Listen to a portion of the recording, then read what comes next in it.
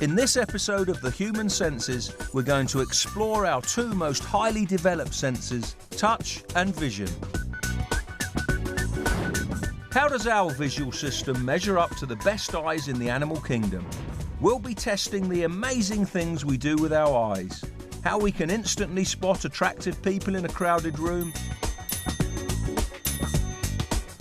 how our eyes guide us around the world with astonishing accuracy, and even let us see into the future.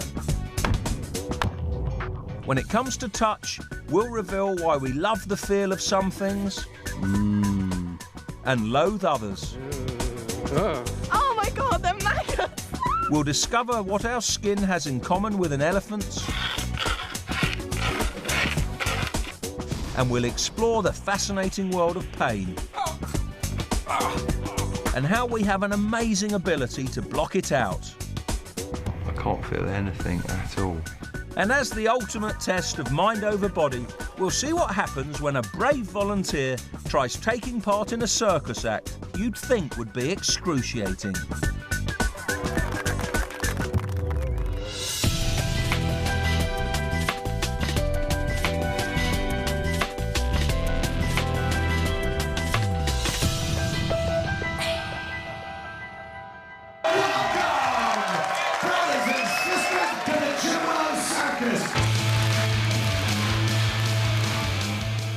Jim Rose and his team of circus performers are experts in self-mutilation. They specialise in stunts that look very painful. We're going to find out how it's possible to do all this without apparently feeling intense pain.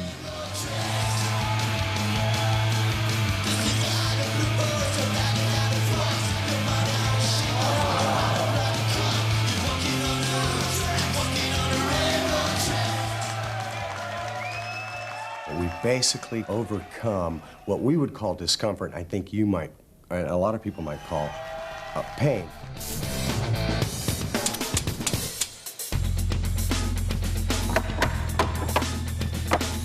We're going to find out how we can all learn to combat pain by controlling our sense of touch to an astonishing degree.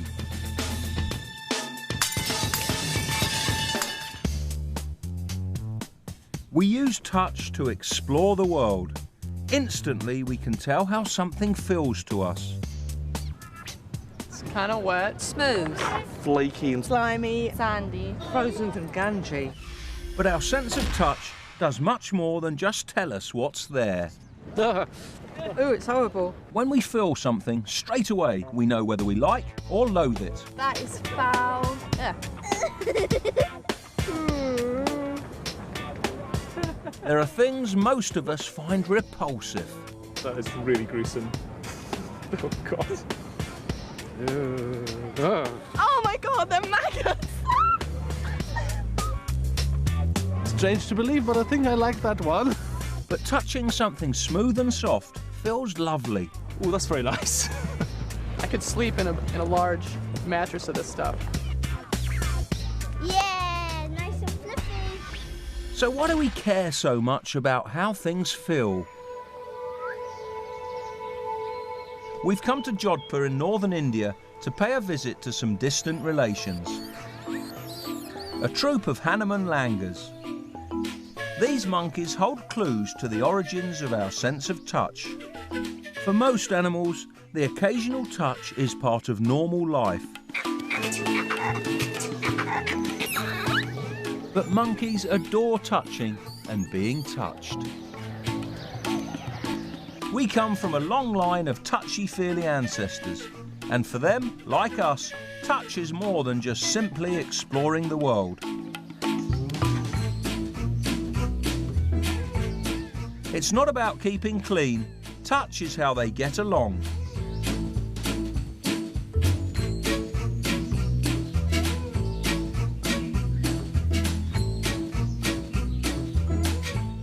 Scientists have shown that grooming releases endorphins into the bloodstream.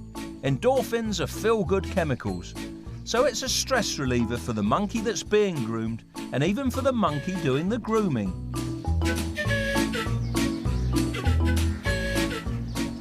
grooming just about anything makes them feel good.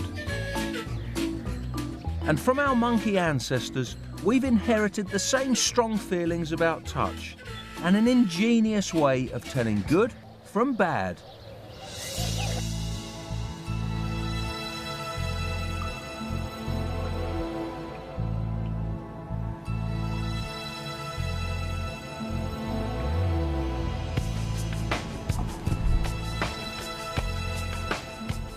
Embedded in the surface of the skin are millions of touch receptors, and it's those that relay the sensation of touch to the brain.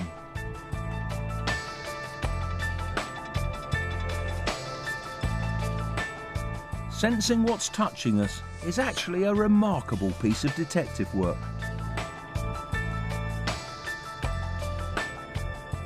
Because there are no specific sensors telling us whether something's wet or dry or rough or smooth. So how can we tell if it's a drop of oil or the stroke of a hand? Touch receptors only monitor basic things like pressure, temperature, and minute vibrations on the skin. They feed this information as nerve signals to the brain. It's the exact combination of signals coming from the skin that allows the brain to work out what's touching us. But our sense of touch does more than just tell us what's there. Our skin is also designed to protect us from damaging ourselves. When a firm touch gets too much, it suddenly feels very different. It hurts. This is hurting because special pain receptors are firing. Our pain receptors do nothing except scream at us whenever things get a bit too rough.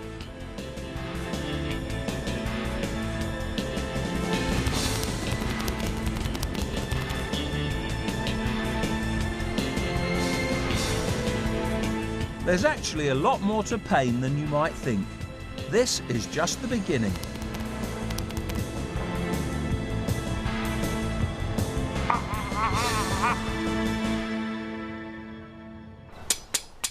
If we're such touchy creatures, how do people like Jim Rose do things which look so painful?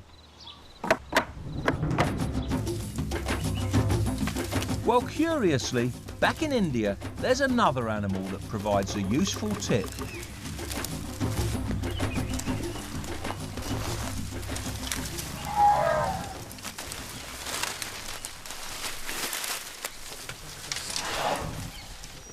Much of an elephant's hide isn't very sensitive at all. Just as well if you spend your life being scratched and scraped by thorns. A forest of spiny lantana catches on your skin and your clothes. To go through stuff like this, you need a hide as thick as old boots. And that's why elephants aren't offended if you call them thick-skinned. In fact, zoologists refer to elephants as pachyderms, which literally means thick-skinned. So while this lantana thorn scrub would tear your legs to shreds, these elephants hardly seem to notice it. Their skin is so thick, it takes a lot to scratch an itch. That sound, it's enough to make you wince.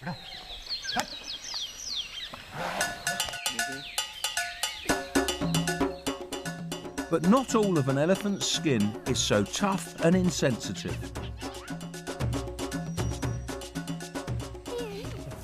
The finger-like tip of the trunk is extremely sensitive and has the highest density of touch receptors anywhere on the elephant's body.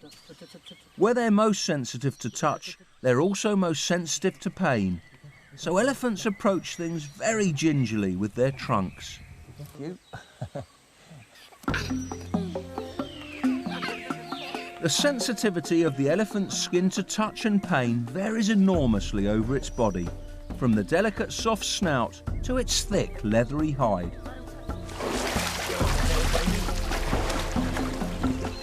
We probably seem as strange to an elephant as they do to us.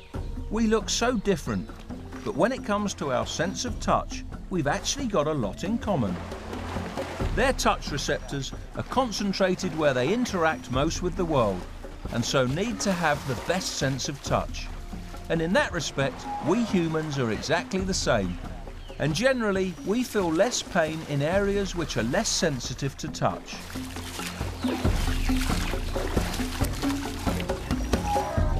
A tiny paper cut on your finger is excruciating, but you can cut your leg and it doesn't hurt nearly as much.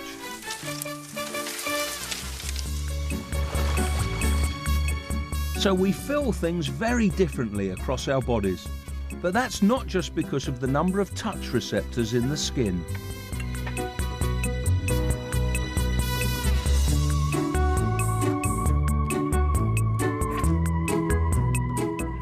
Each area of the body sends touch signals to a particular area of the brain.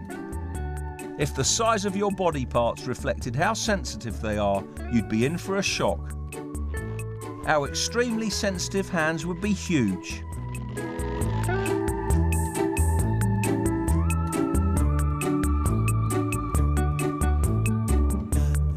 Your feet would be as big as your chest, and half of their length would be your toes. It's no wonder they're so ticklish. And your face is much more sensitive than your chest and back, so that too would be bigger. Your lips would put Mick Jagger's to shame.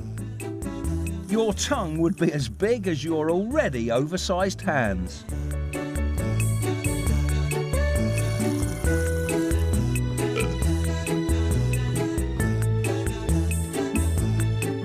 Put it all together and you'd have something that even your mother would find hard to love. So because we feel things so differently in different areas of our bodies, things are always going to hurt a lot less on your back and your legs.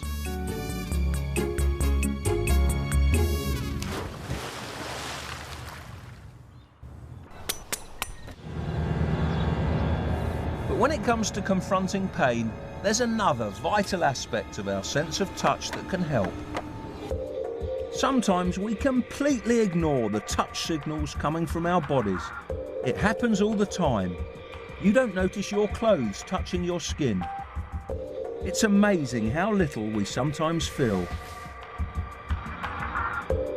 Mark Mitten is a magician who claims he can remove someone's watch while doing a card trick. You want to see a quick trick? Are you at all interested in seeing some magic? The most psychic among you. Who's the person that can read mind? Little card trick, is that cool?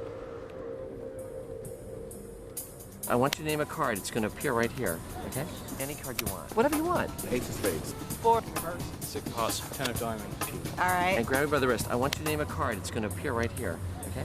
Just... But yeah, hold them really tight so there's no way I can get at the cards. It's going to appear in my hand on the count of 3.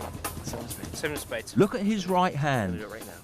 And yes, there goes the watch. And you can see it right there. 7 of spades. Amazingly, no one misses the feel of the watch strap on their skin. 3. Abracadabra. Like this. And inside my hand, look. Look, 5 of diamonds. 5 of diamonds. Look inside my hand, like this. There. You see it? Inside my hand. You can see it right there. Oh, shoot. But something very strange happened. Did you see it? No, what'd you do? Look at your hair. I don't think it's serious. Seriously, there's something. You see that? Oh my God, my watch. 10 of spades. When something more important seems to be happening elsewhere, your brain chooses to ignore some touches. I forgot. We have a gift for you, okay? It's a special gift. Oh, my watch!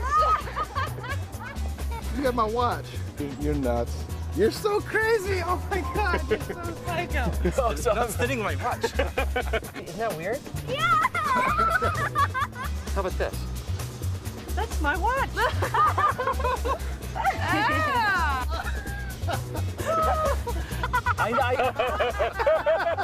You're good. So if we can tune out gentle touches, what about more intense sensations? Can our brains alter how much pain we feel?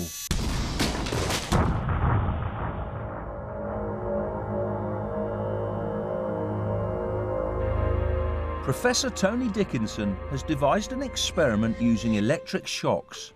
If we're expecting something to hurt, will it feel more painful? Oh.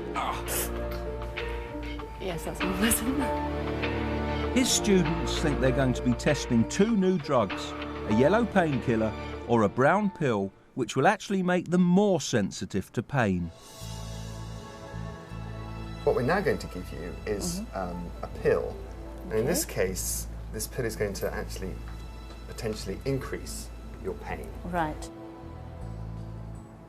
Of course, the pill we gave you might well be a painkiller, an analgesic, so that you could feel a lot less pain.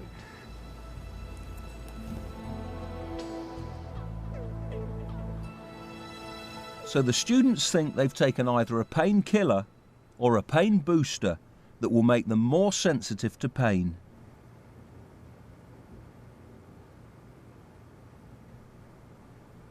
When in fact, the pills do absolutely nothing at all. They're both just sugar and flour mixed with food colouring. So what we're going to do now is I'm going to apply some small electrical shocks to your wrist through these two pad electrodes.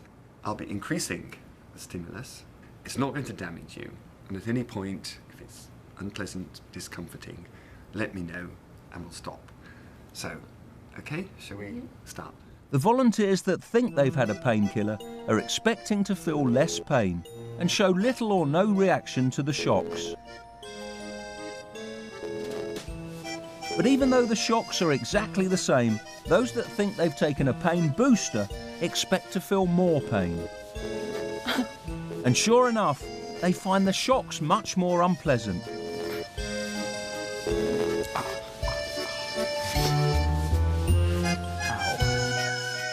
And as the level of shocks reaches the maximum, those that believe they've had a painkiller still show little reaction. But at the same level for the other group, the suffering becomes just too much. They're actually feeling more pain. That hurts. That's another shock. So we showed that expectation had a marked effect on the amount of pain that these two groups felt. So in the group who'd been told they had a painkiller, they could put up with much greater electrical shocks. The other group, where we told them that the pill they'd taken was going to increase the amount of pain that they would feel, in that group they called a halt very early on in the series of shocks. It's all down to the power of expectation. If you think something's going to hurt, then the chances are it will. Stop, stop, stop, stop, stop, stop. I can cope going higher, it's not nice. Okay.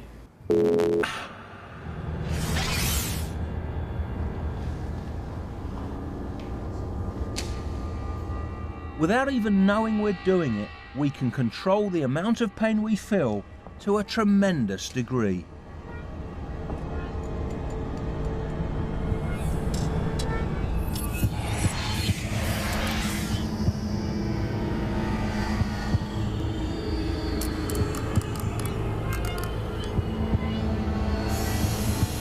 We're going to find out how it's possible to take an experience, something as extreme as this, and make it feel as pleasant as this.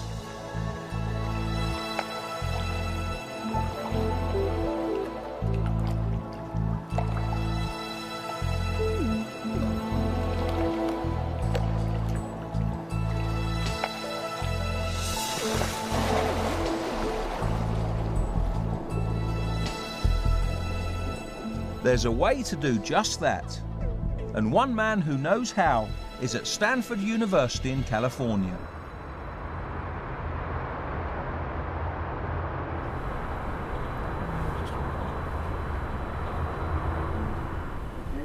Professor David Spiegel. He's studying how hypnosis can sometimes help reduce chronic pain that can't be treated with drugs.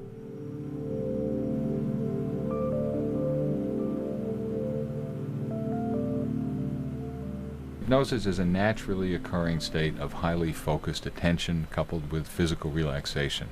People go into it all the time, every day. When you're in a movie and you get so caught up in the movie that you start to think it's the real world, that's a hypnotic-like state. To demonstrate the power of hypnosis to control pain, Professor Spiegel is going to hypnotize our volunteer and then So get stick as pins comfortable into as you his can. left hand. And then close your eyes slowly, let your body float. The volunteer is told to imagine his left hand is in numbingly cold I want you to water. imagine that your left hand is dipped into a bucket of ice water. His right hand should be as sensitive as normal. You feel a bit of a breeze on it. I'm feeling that, yeah. Okay, so now we're gonna see how your hand feels when we test this sense of pleasant, cool, tingling numbness. How's your hand feeling now? Research from brain scans has shown how hypnosis affects the brain. The pain from the needle triggers two areas in the brain. The first tells us that our hand is hurting. The second controls just how painful it feels. Hypnosis turns down the brain activity in both these areas, so reducing the amount of pain the subject feels. So what does it feel like in your left hand and arm? Any discomfort? Amazingly, in his left hand, which he's been told to imagine is numb, this volunteer doesn't mind the needles sticking into his hand. But in the right hand, which he's not imagining is numb, the needles are unbearable, causing shooting pains up the arm. Sorry, how is it now? Yeah, it's better. All right, so now we're going to remove the needles out of your left hand. Out they come. Do you feel anything now? No, I feel nothing at all. Deep breath. And we'll come out of this state of self-hypnosis feeling relaxed and refreshed. Good. Really didn't feel it in here, huh? No, not at all. That's great. That's great. You did very well. It was there for quite a while. Yeah. All hypnosis is really self-hypnosis. It's just a way of teaching you how to use your capacity that you have naturally, but focus it on a certain strategy to deal with pain. So basically, you can go into the self-hypnotic state by anything that gets you to turn inward, to pay attention, turn inward, cut out your awareness of outside cues, and that you can learn to do all by yourself. So is our guinea pig now ready to lie on a bed of blades? Jim's wife had a plate broken with a cannonball, but now he's thoughtfully lined up something else. We've discovered several ways to help cope with the pain. Just like the elephant, some areas of our skin are much less sensitive, so lying on your back should make it less painful. Expectation has a lot to do with the amount of pain we feel. Despite our keen sense of touch, we can actually reduce the amount of pain we feel.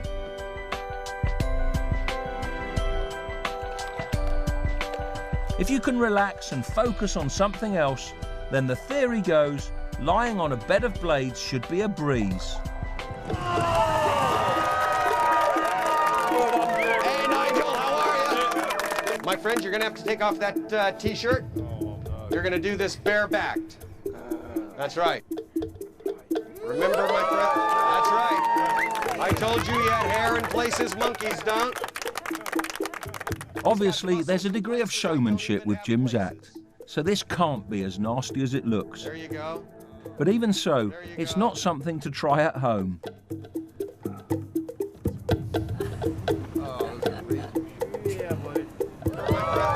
right. One other thing. You can never be too safe. There you go. Ignore the pain.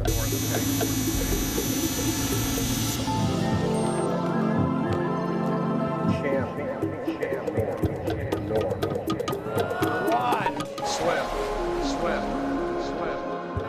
Two. Swim. Don't be there.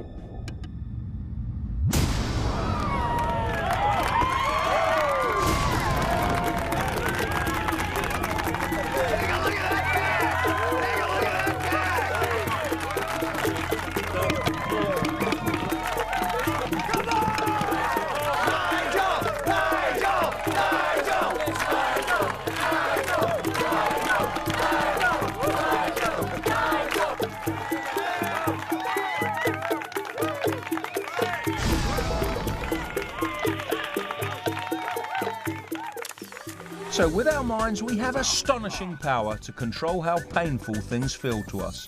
Our brain decides what touch sensations we register and what we ignore. And in that respect, our sense of vision is surprisingly similar. In the second half of the programme, we're going to reveal the fabulous things our visual systems can do. But we'll also discover why our brains can fail to register the blindingly obvious. Would you spot this changeover?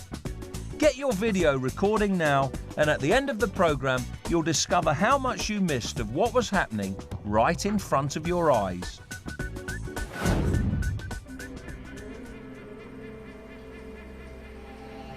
The South African bush. We're here in search of a deadly animal whose vision is just like ours in one extraordinary way.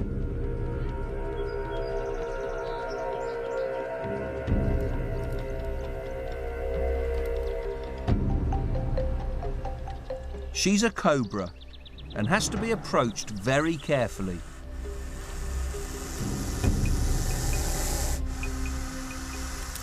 Her flared hood is a warning. If provoked, she could unleash a venomous strike which could kill in minutes.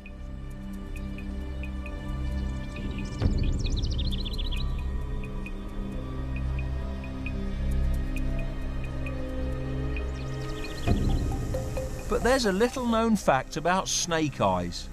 If you stay still long enough, she shouldn't be able to see you, because the light sensing cells in her eyes tire if what they're looking at doesn't change. Faced with a static person, the snake relaxes. But any sudden movement and the cobra attacks. Like all animals, this snake has evolved to see just what she needs to see to survive, and not much more. We're just the same. The human visual system is superbly good at some things, but we can also miss an amazing amount of what's happening right in front of our eyes.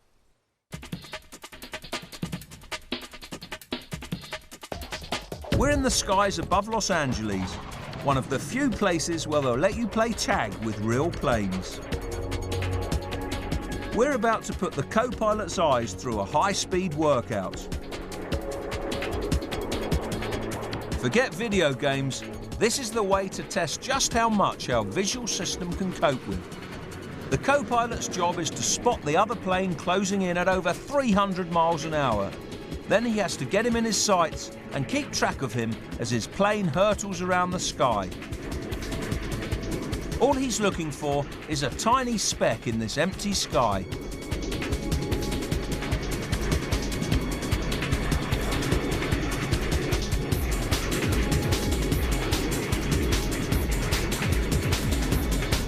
This takes real concentration.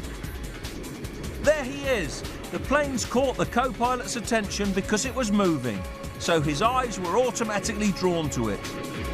He knows he's been spotted, so now he tries to lose the chasing plane. Even at speed, the co-pilot can follow him. As the chase plane banks and spins, his visual system has no trouble keeping track of which way the target plane is moving and how far away it is. If the chasing team can get their laser on target, the other plane will have to surrender and let off a smoke trail.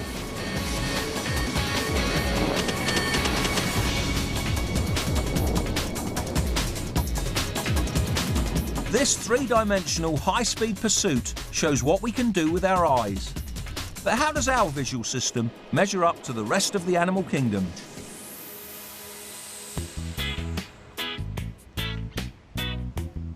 There are plenty of exotic creatures equipped to see in truly fabulous ways. The mantis shrimp has remarkable eyes on stalks which scan the world in 12 different colours. Chameleons have eyes which can swivel independently, so one eye can be on the lookout for danger, while the other lets them grab their supper.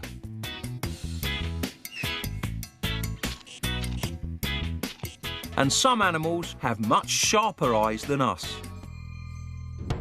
From over 4 miles away, an eagle can spot prey that would be completely invisible to us. These animals all have eyes suited to their needs. So what have owls evolved to be good at?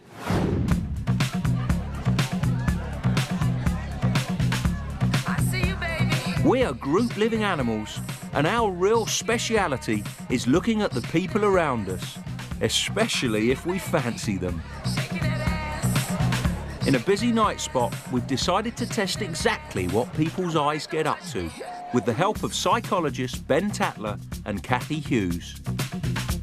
Some volunteers have agreed to put on a headset that will record every move made by their eyes. Well, an eye tracker gives us the opportunity to see where we're actually looking, and this is kind of important to record because the eyes are moving about all the time. They're darting around 3 times a second, and we're certainly not aware of this, so we need some kind of piece of equipment that's going to show us what's happening. Our volunteers think they're going to the back of the bar to be tested by the psychologists, but the real test is actually before that. They're asked to wait next to 2 women and a man who've been planted there, all attractive models. How much will our volunteers ogle them? And if they do, will they know they're doing it? Time to play back the tape, and our first victim is in for a surprise. Check this guy's face as you went by. Did you realise that you were looking at him? No, I noticed someone over there and they were laughing at me. That's all I did. But not that particular person.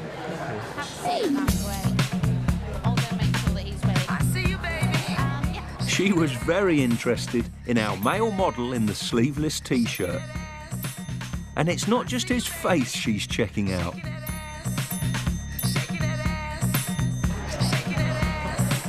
Next, she takes a look at the bloke's bottoms along the bar. And she had no idea she was doing it. It's an eye-opener for me. I'm amazed. Absolutely. Absolutely. In fact, all our volunteers claim they weren't aware of where they were looking. Did you realise how much you were looking at them? Because you're looking at these 2 girls quite a lot.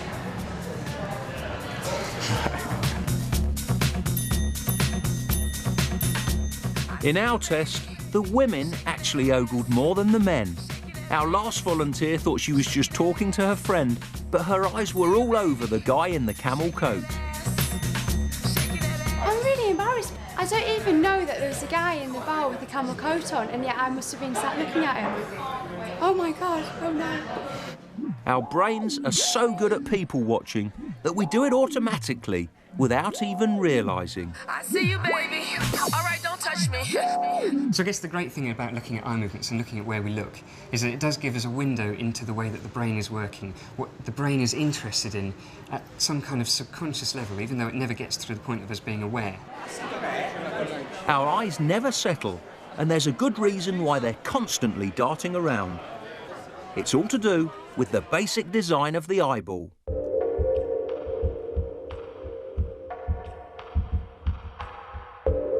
Ophthalmologist Dr. Bill Elwood takes a snapshot of the back of the eye.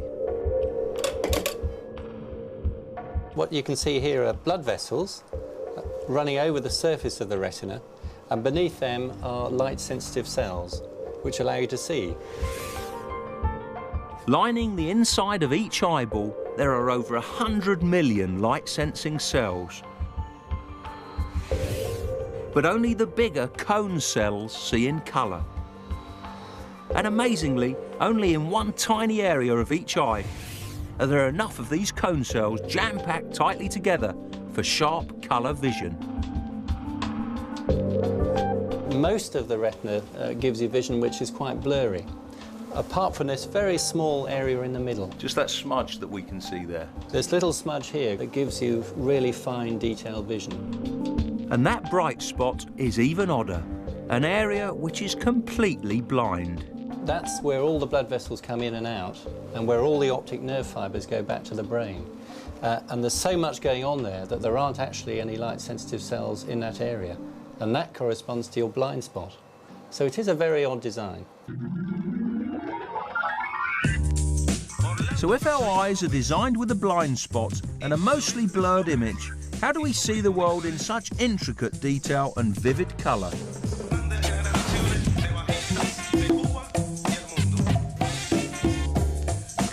The patchy image made at the back of the eye is just the beginning of how we see. As our eyes dart around, we make sure that anything interesting is lined up on our sharp spot, so we get a good look at it.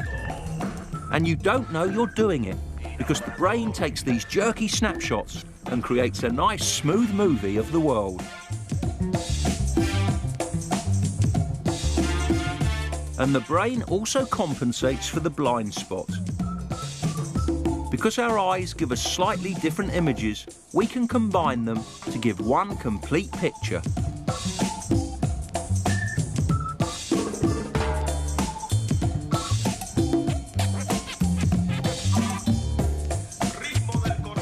Our visual system is constantly keeping track of what's out there and where it's moving. But it goes way beyond that. Sometimes we can even see things before they've happened.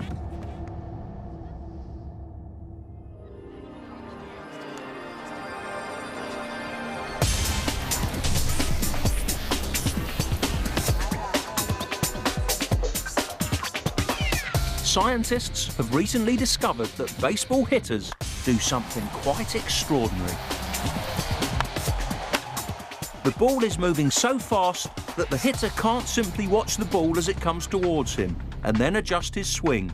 So how does his bat end up in the right position? Your average novice tries to follow the ball through the air and then take aim. That's disastrous.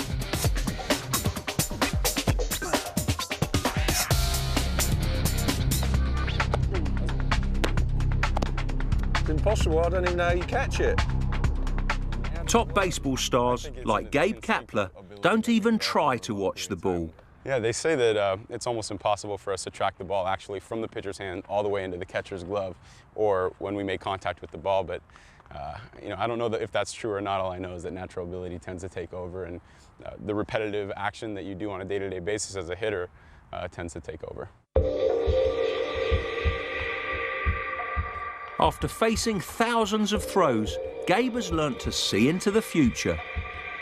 Scientists have discovered that within a few thousandths of a second of the ball leaving the pitcher's hand, Gabe's brain analyses the speed, spin and angle of the ball, and then he predicts where it's likely to end up.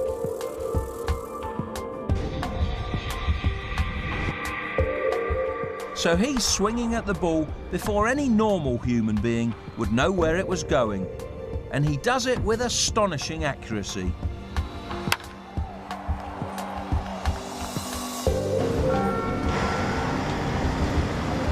Most of us aren't quite that skilled, but every time we cross the road, we all use our eyes to predict where things will move. With each glance, our brains are whirring away, working out where cars will be so we can dodge the traffic. We rely on our eyes to guide ourselves around the world. It's all about coordinating our sense of vision with our bodies. But we're not even born with the basics. Babies have to learn where things are and what they have to do to grab them. And until they get it right, it can be a frustrating process.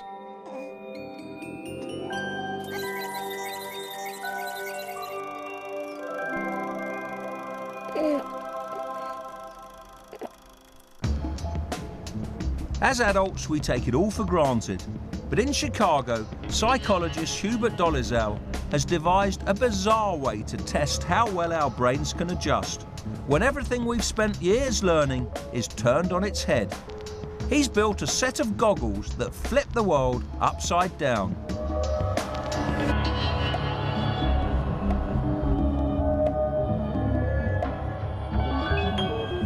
Hello, Hubert. Hubert has been wearing his goggles non-stop for 2 weeks now. We're going to see how well our human guinea pig learns to cope after just a few hours. That is so... At first, it's totally disorientating, but at the end of the day, we're going to see whether it's possible to ride a bike with the goggles on.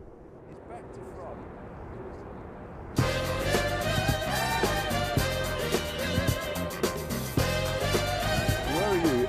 I'm right here. Now, here we go. Let's shake hands.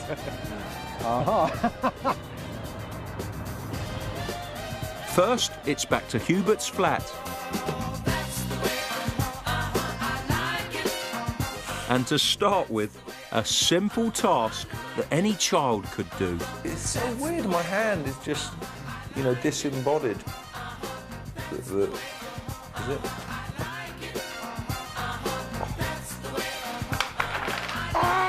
It's back to square one.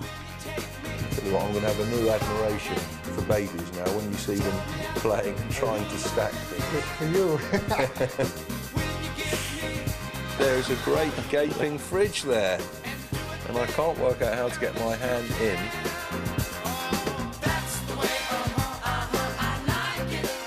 Everything that normally happens automatically is now a real struggle. You have to think about what you're seeing, work out where things are, and then move your hands. It makes you realise how even the simplest movements depend on accurate guidance from our eyes. Where is my hand?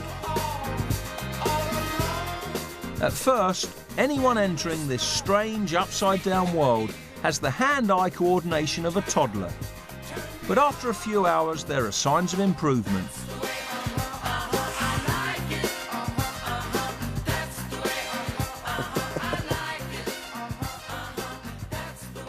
Hubert seems to have no trouble, but then he spent weeks wearing the glasses, and to begin with, he was just as bad. Oops. Oops. I just realized that I'm going to drink with my forehead.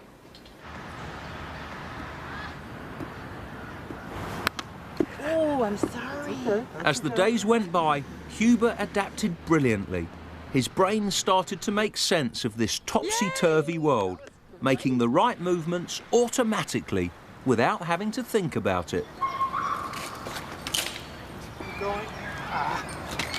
Oh.